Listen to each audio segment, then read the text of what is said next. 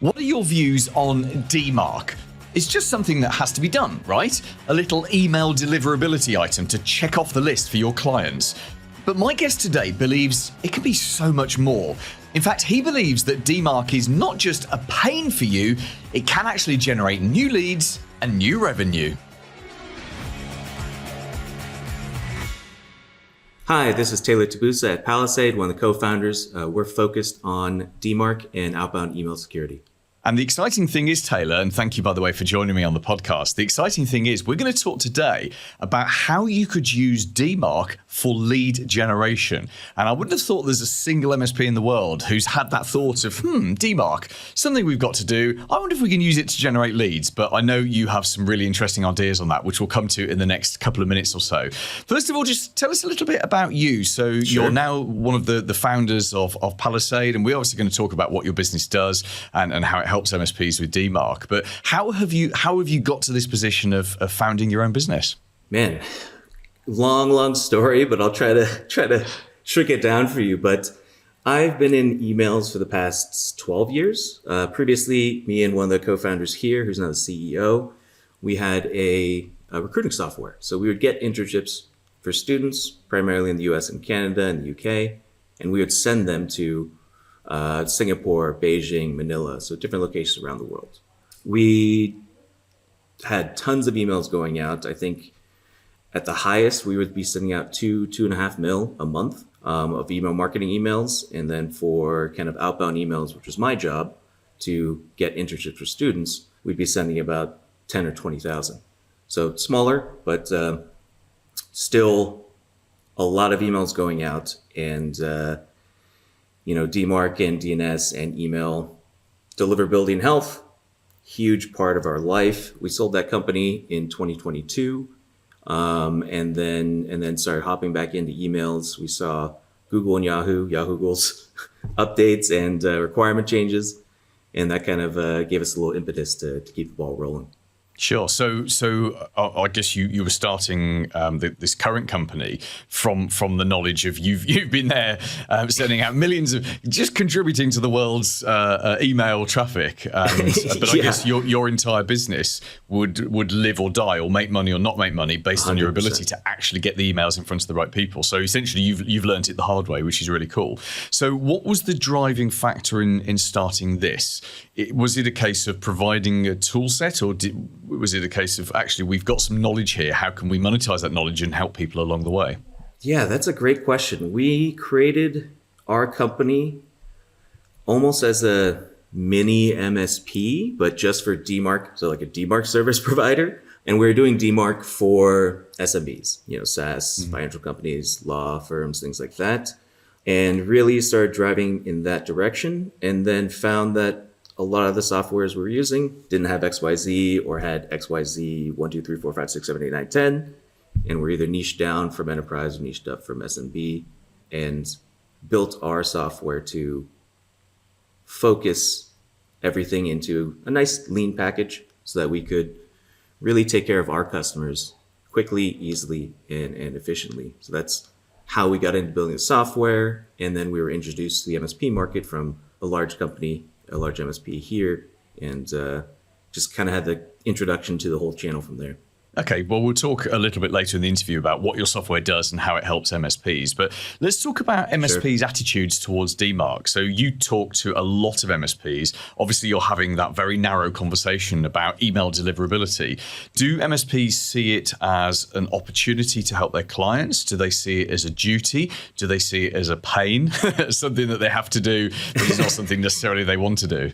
Yes to all three. So some MSPs seem to bundle it in automatically when they, onboard a customer or a client. Some, it's something they've just set bare minimum and haven't, increased security and deliverability from there with stronger DMARC policies.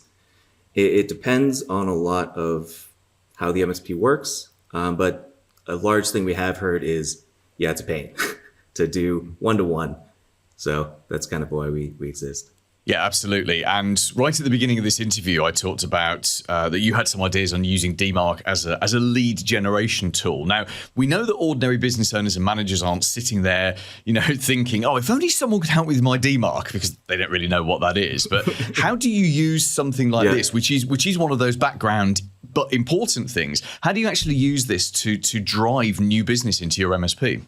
Yeah, so that's a great point. The end user SMB company maybe has heard of DMARC, but they don't know. What really matters to them is, are my emails getting delivered? And that's something that DMARC helps fix, improve, and increase. So that's how end users view it.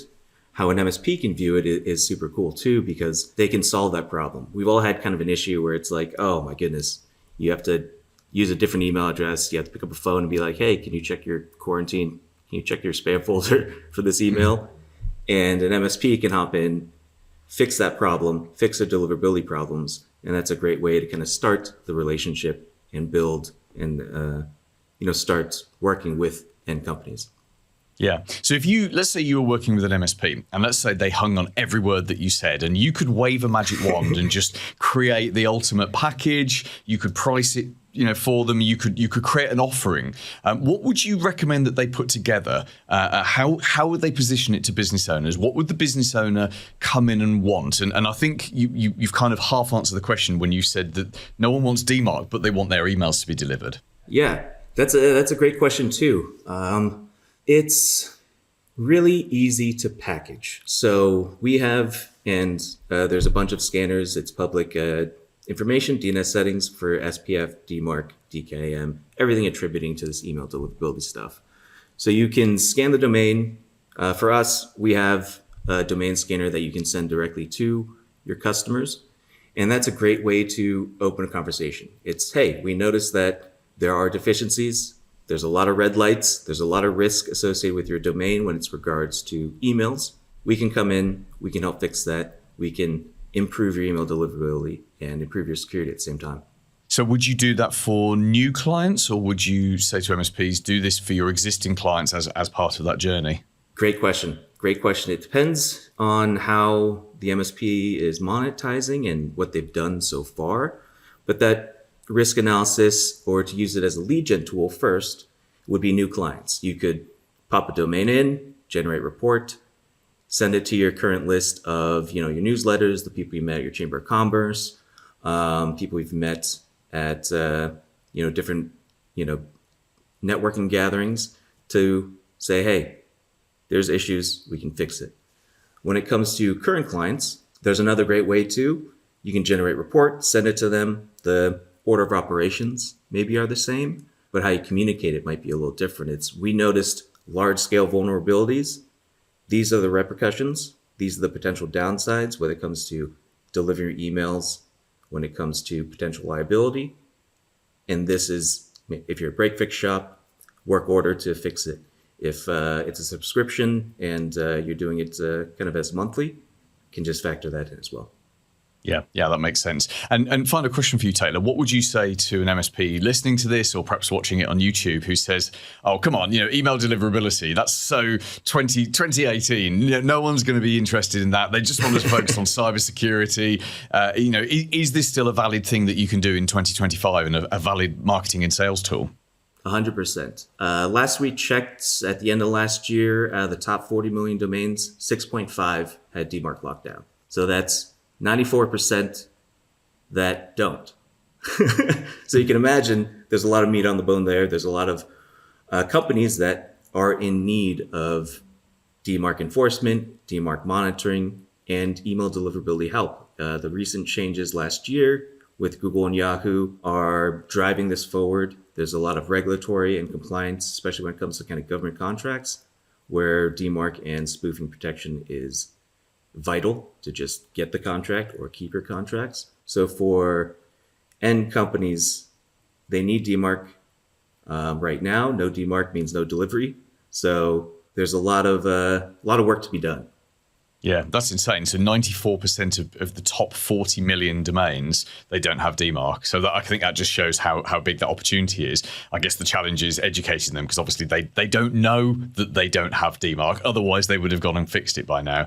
Let's talk about your business. So tell us, obviously we heard how you got started with the business and where you came from. So what do you do to help MSPs right now? So we create our software specifically for MSPs. And what this software is an AI-powered DMARC automation platform. So single pane of glass, you can have your 5, 10, 20, 50 clients there and manage DMARC all in one location. So typically, if you have access to their DNS or their domain host, you got to log in one-to-one, copy and paste, do a little adjustment. What we do is take all that, let's say, mental load off of the technicians and put that into our platform. So you don't need to continuously log into multiple managers. You can just copy and push updates directly through our app to really reduce the time to DMARC implementation and improve those margins. Yeah, that makes perfect sense. Nice, simple offering as well. It's very clear to understand how that works. So, final question for you then, Taylor, is just tell us, where can MSPs go and have a look at that software, and obviously, how can they get in touch with you? Sure. So palisade.email is our domain. We love emails. Been in it for years, so we thought we'd just snag that.